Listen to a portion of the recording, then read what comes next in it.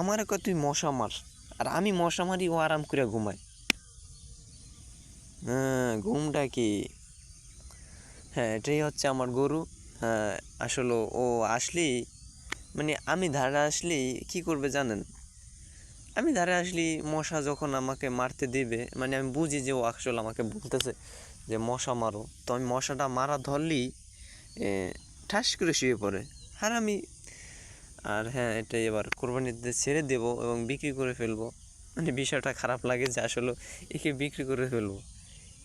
মানে আপনি যদি ধারে আসেন আপনাকে গুঁতা দিবে, কিন্তু আমি যদি ধারে আসি না, আমাকে কখনই গুঁতা দেয় না।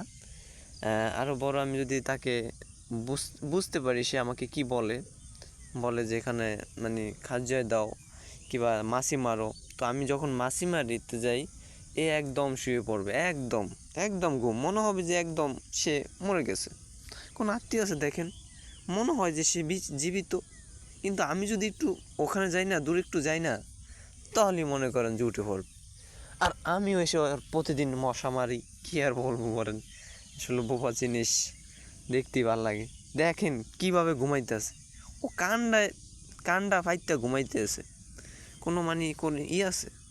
আমি যে আসছি এখানে, যে আমি মশা মারছি তার কোনো খবর আছে? সে একটু চৌকো মেলে না, ঘুমাইতে আছে, আরাম করে ঘুমাইতে আছে। ঘুমাও ঘুমাও বাবু, ঘুমাও।